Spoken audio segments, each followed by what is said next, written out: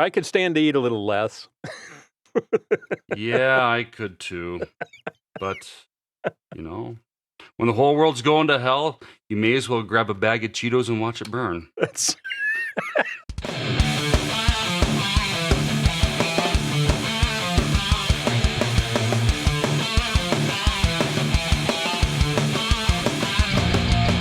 Pistols, prayer, and potluck.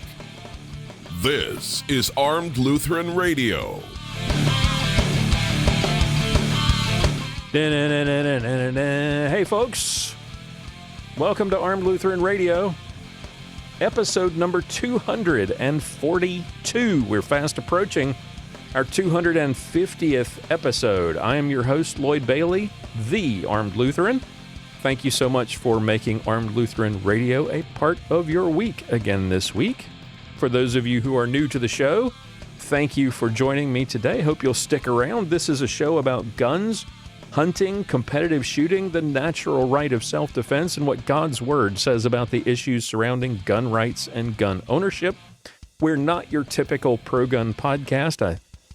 We have a little bit of everything for you, and today is our variety show, which means we have content from the entire cast.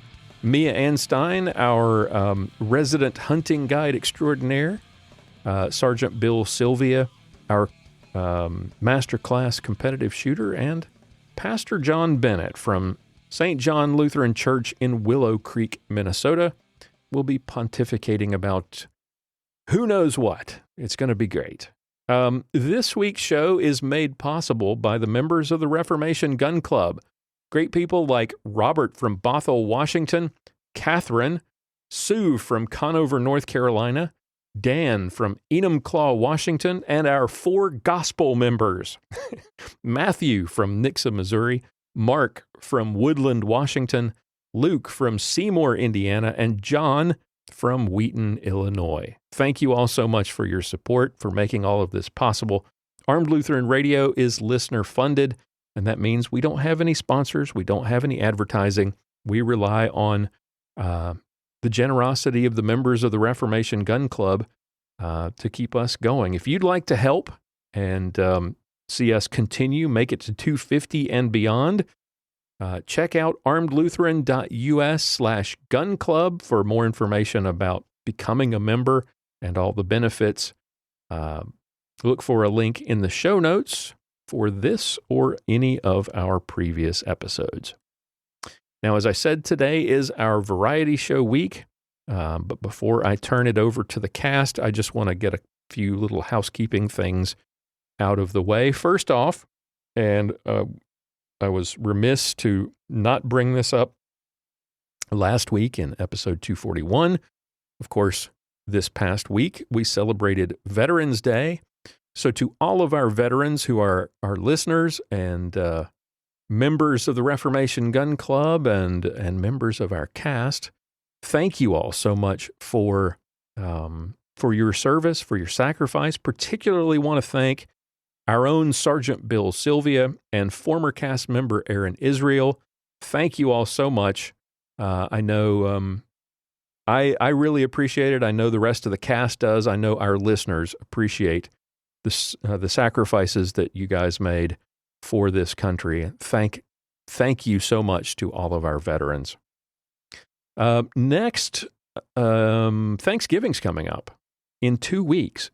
Seems like 2020 can't get over with fast enough. We just had Halloween and Reformation Day, and before you know it, it's Thanksgiving, and before you know it, it's going to be Christmas, and then it'll be 2021, and we can really give thanks because 2020 will be over with. But because we've got Thanksgiving coming up in just a couple of weeks, we don't have a whole lot of time or room to fit in our November online hangout. So we're going to do that next Friday, 9 o'clock Central. We'll be live on the Fans of Armed Lutheran Radio Facebook group and on YouTube. And you can watch live. You can send comments and interact with the cast members. And if you're a member of the Reformation Gun Club, you can even come on the show live with us. So look for information about that online in various social media channels soon. Also, just a reminder about the newest book, Duty to Defend, which came out in paperback on Amazon. Signed copies for those who pre-ordered went in the mail on Friday, so you should be receiving those soon. If you have not ordered yet, you can go to armedlutheran.us/books to find out more and to order your copy. Yes, that was my phone beeping in the background. Good grief. I normally mute that. If you haven't ordered yet, you can get a signed copy.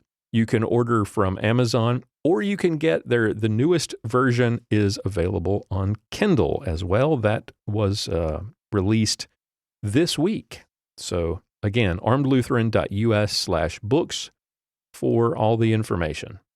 And speaking of books, I do have a couple of things in the works that hopefully will be available by the end of the year. Armed Lutheran Radio Year 4 is in the works and is in the editing stage. And then something special for those of you who are into competitive shooting. I'm hoping to have that done by the end of the year in time for the 2021 shooting season. And finally, with all the blatant censorship and bias that the media world and social media have engaged in during this election cycle, you probably noticed lots of conservatives leaving for alternative outlets like Parler and MeWe. For those of you who don't speak French, that would be Parler. For those of you who prefer the American pronunciation, next week we'll be talking about ways that we can disconnect from this culture that seems to hate us with a vengeance because of our support for gun rights or our opposition to abortion or our support for traditional marriage. Or just the fact that we're conservatives and we may have voted for Trump or whatever. So we're going to look for and discuss ways that we can disconnect from this culture and stop supporting it without completely becoming hermits. So look for that in next week's episode, number 243. Sorry about the phone again. Shush, phone. Hush. And hopefully we can have a special guest on for our 5th Sunday special in a couple of weeks in episode 244 as well. We'll see. All right, so we're fast approaching episode 250, 250 episodes. That momentous occasion will happen, Lord willing, on January 10th. Now, the reason I say Lord willing is because it's still 2020 and anything could happen. So look forward to that. I think we may try to do something special, maybe a live recording of that episode that weekend to celebrate. So looking forward to that as well. Anyway, and then of course we'll have coming soon, we'll have our Christmas wish list episode that we do every year. And of course, a Christmas special for Christmas week. So all of that is in the works. So I'm looking forward to, this is my favorite time of year, the fall, heading into Thanksgiving and heading into Christmas, Advent and Christmas, my favorite time of year. So lots of fun in the works. And so look forward to that. All right, enough of me nattering on about stuff. It's time to turn the show over to my awesome cast, Mia Anstein, Sergeant Bill Sylvia, and Pastor John Bennett. So sit back and relax, enjoy the show, and I will talk to you again next week.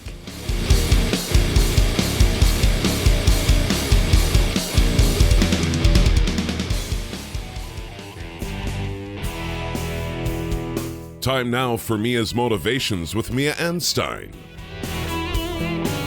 Hey there, guys. Good morning, good afternoon, good evening, or whatever time of the day it happens to be when you're listening. For me, it is hunting season, and it is well before daylight, and I am getting ready to head out into the field.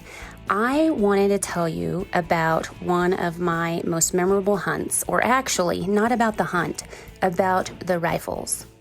A few years back, Sako Rifles took me to Finland to tour their plant and also to hunt bear and moose in Russia.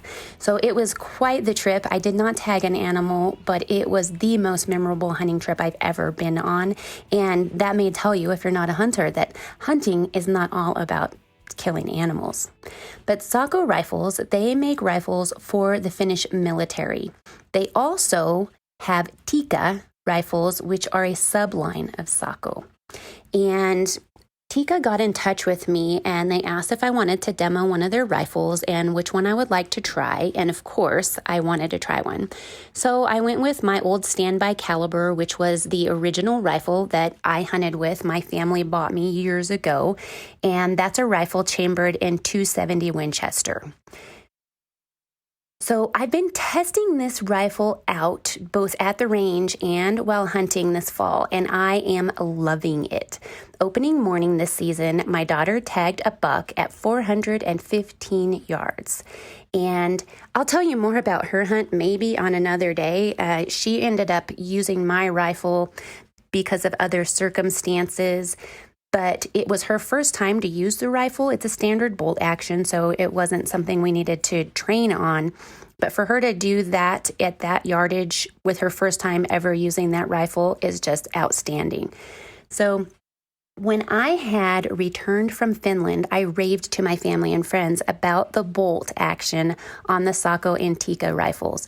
It is bar none the best bolt I've ever laid my hands on. When you're hunting, things can get a little exciting in a hurry, and once you make your shot, you want to run that bolt and cycle around quickly in case there is a need for a follow-up shot. That finished bolt runs like butter. It is so smooth.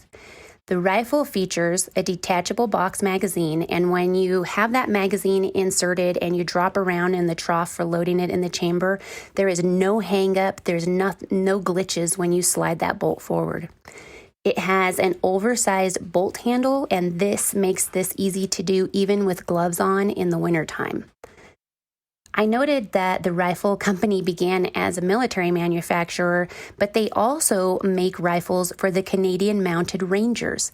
So they do know what to do and make their guns work year-round and in really harsh, cold temperatures. I mention this because this hunting season in Colorado, we've experienced the arrival of winter, which started with wind, rain, and then snow.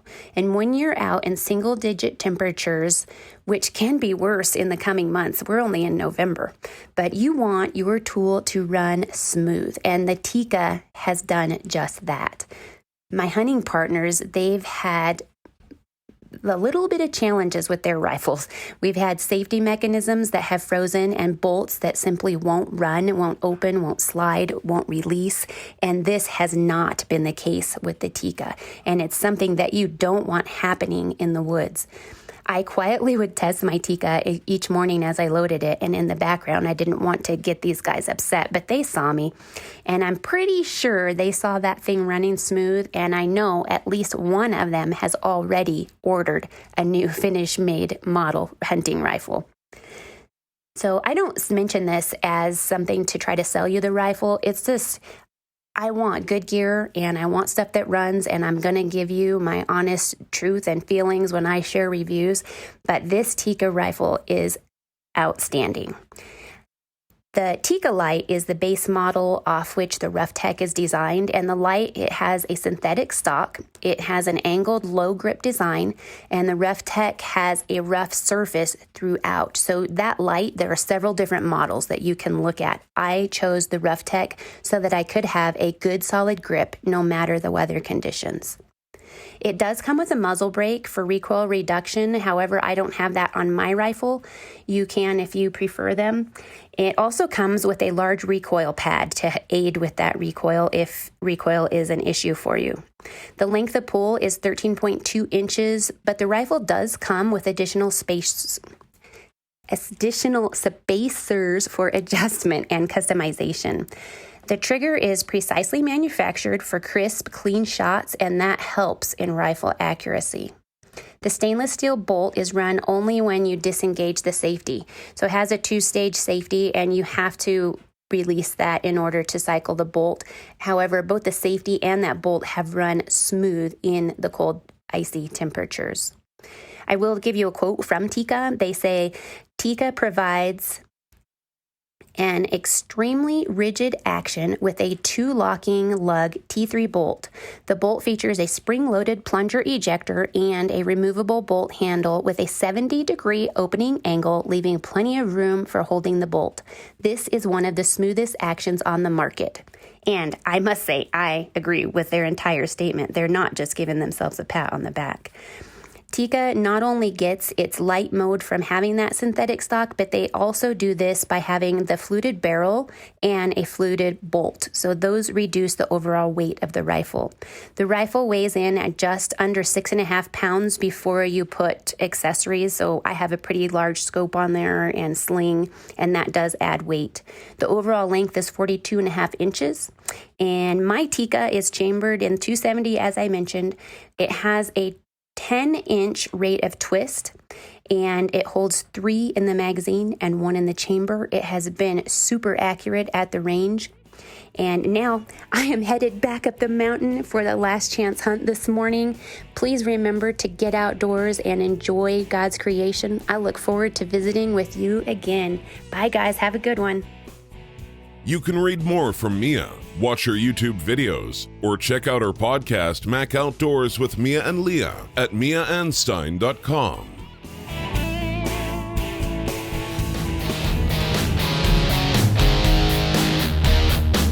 Time now for another Ballistic Minute with Sergeant Bill Sylvia. Hey everybody, I'm Sergeant Bill, and this is your Ballistic Minute. Today I want to talk to you about developing feel.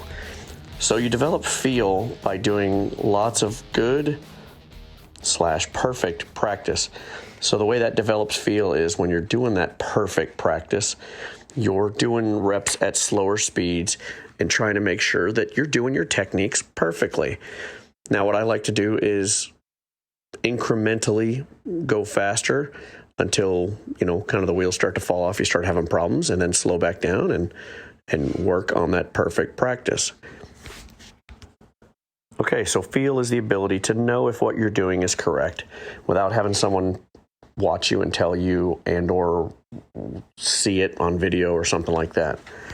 The way you develop that feel is through that practice, doing lots of practice. You can tell if, hey, I'm not canting the gun magazine well towards the magazine as I'm doing a reload or something like that, or maybe my grip wasn't right because it didn't feel right. Now, why would you want to develop feel? Well, you can determine if what you're doing is correct without having someone to watch you and or having to videotape it. But the other big benefit is that developing feel creates unconscious skills. So you're not going to develop feel by doing 100 or 200 reloads. You're going to develop it over 6 months, a year, 2 years of doing dry fire for 10, 20, 30 minutes a day, 3 or 4 times a week. And after lots and lots of repetition of doing it, you start to know when you're doing things right or when you're doing it wrong, and you can use that skill so that you can self-correct any mistakes that you're making. So after doing lots of reps and developing that unconscious skill, you'll have the feel to know that you're doing things correctly. So, perfect example, I was at a match a few months ago and ran a stage, and one of the other competitors comes over and was complimenting me on a reload and transitions between some targets. And in my head, I was like, I don't even remember doing that reload. And it was because I just did it. I didn't think about it. It felt right, and I just kept going. So get those reps in, get that practice in, develop your unconscious skills, and it'll help develop your feel so you'll know when you're doing it just right. I'm Sergeant Bill. This has been your Ballistic Minute. Sergeant Bill Sylvia is a veteran of the Dallas Police Force and a masterclass competitive shooter. You can check out his YouTube videos at armedlutheran.us/Sergeant Bill.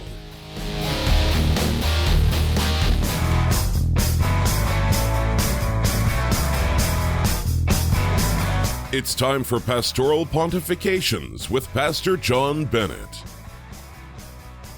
Welcome to another segment of Pastoral Pontifications. This is the pistol-packing Padre, Pastor John Bennett. and here to do a little reflection on what this past election season has meant. Well, let's face it, the election isn't quite over yet, at least at the time of the recording of this segment, and there's a lot of stuff that's happened since. Many on the left, the radical left, because they believe that their guy has won, they have fully revealed themselves for who they are, the radical leftists that they are. We've had multiple personalities within the media and even within the halls of Congress, in particular AOC, the detestable AOC, that they have talked about making lists of anyone who worked in Trump's administration or who publicly supported Trump or donated to his campaign and so forth. And they're talking about blacklisting these people. You know, there's been the veiled threats of, well, let's hope none of these people are trying to find a new job right now, because more or less implying we, the media, we're going to make it as difficult as possible. We have other media personalities that are talking about tearing down and burning down the Republican Party as a whole. So much for the two-party system that we have. So much for the age of civility, where we see one another as fellow human beings and don't hate one another because, well, that person just happens to hold opinions that are different than my own. Now, what I'm getting to with all of this is that a thought came to mind within the last week and a half or so, that the instructions that we have within the Gospels, in particular in Matthew chapter 5, the Sermon on the Mount, where Jesus instructs his disciples to love their neighbor, that this has taken on a very different meaning, at least I think, one that also makes it more difficult to love our neighbor. So a few things I wanted to look at today. First, I'm going to read the verses from Matthew chapter 5, beginning with verse 43. You have heard that it was said, you shall love your neighbor and hate your enemy. But I say to you, love your enemy and pray for those who persecute you, so that you may be sons of your Father who is in heaven. For he makes his sun rise on the evil and on the good, and sends rain on the just and the unjust. For if you love those who love you, what reward do you have? Do not even the tax collectors do the same? And if you greet only your brothers, what more are you doing than others? Do not even the Gentiles do the same? You therefore must be perfect as your heavenly Father is perfect. Now, of course, that last part, we cannot be perfect. Here's a little bit of gospel application for this particular set of verses. That because we cannot be perfect, Christ Jesus has lived a perfect life in our place. He has endured the cross to pay for every transgression, those moments when we have not acted perfectly according to the perfect will of God, which, let's face it, happens every day, and it probably happens a lot more often than we realize and a lot more often than we wish. But at the start of this section, Jesus instructs his followers to love your enemies and to do good to those and pray for those who persecute you. That is a very tall order, I must say. It is one that I myself have struggled with. Just as a question, and we're not even talking about those that we would consider our physical enemies, those who would intentionally do us physical harm. But as a thought, and this just came to mind the other day, how many of you have taken the time to pray for Joe Biden? I won't refer to him as president-elect because not a single elector has cast their vote yet. But have you prayed for him? No, for the first time, when this came to mind the other day, I actually took a moment to pray for him. Something that I would have never thought to do otherwise. Something that, a part of me felt like, this isn't exactly right. Now, of course, I was thinking according to a purely human sense, according to a purely sinful sense, the sinful human nature. But when we consider what Jesus says, it was the right thing to do. We should pray for those who are in authority over us, whether or not we even like them. We should pray for our governors. even if those governors make terrible decisions and act like petty tyrants, such as my own governor, the governor in the state of Minnesota. We're instructed to love our enemies and to do good for them, to pray for them. We also have the example of the story, the parable of the Good Samaritan. And what is interesting about this parable is that Jesus, he teaches this parable in response to the question, who is my neighbor? And we are, of course, as it says in the Gospels, we are to love our neighbor as ourselves. This, of course, drawn from the Old Testament and from the moral law. And so what happens in the parable of the Good Samaritan, you have a Jewish man who is beaten and left for dead. Now, with Jews and Samaritans, these two groups didn't get along with one another. The Jews hated the Samaritans, and the Samaritans, they hated the Jews. The Jews treated the Samaritans as half-breeds, as illegitimate children of Israel. At one point during the separation of the two kingdoms, all the way back in the Old Testament, that you had a group of people who, rather than clinging to the worship practices of the rest of Israel, they established their own worship practices. They still held to the 5 books of Moses, but they rejected the worship life of Israel. And so they were rejected as God's chosen people, at least by the children of Israel. They did not consider them to be part of the heritage of God's people. And because they were so mistreated and so disliked, of course, the Samaritans, well, they didn't show any kindness to the Jewish people. And so in the story of the Good Samaritan, what does the Samaritan do, the Good Samaritan? He takes pity on one who would have been considered his enemy. One who would have been considered his enemy simply by virtue of the fact that these two groups of people held very different views. Now, how does that apply to us? I think it's pretty obvious. We're living in a time and place where many conservatives are hated more and more each day by those who disagree with us, those who hold different views and beliefs than we do, and those who consider us to be their ideological enemies. And as I said at the beginning of this, it's getting harder and harder, where we have those who are outright saying that if we voted for Trump, we should be punished in some way, punished by society. We should be forced out of our jobs and so forth. We should be left destitute. That's the attitude that some of these people have. Some take it to the extreme that, well, perhaps we should all be placed in re-education camps to be, taught to be woke, I guess. I don't know what their intention is, either to segregate us from the rest of society so our ideals of freedom don't infect the rest of the weak-minded, or perhaps that they think that perhaps they can, quote-unquote, fix us, at least to fix us in their own minds. So as our nation moves forward, will we heal?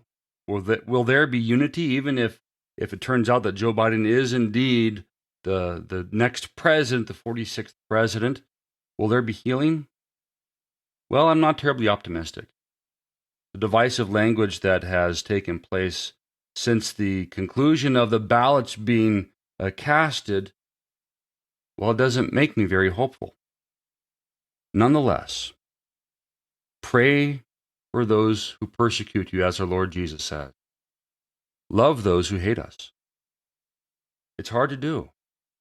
Pray for the strength to do it. Remember them in our prayers, those who hate us. Remember them in your prayers and pray that their hearts would be changed.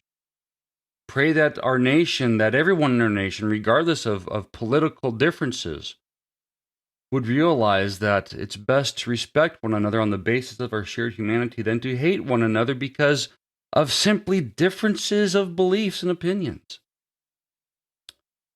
Let me know what you think.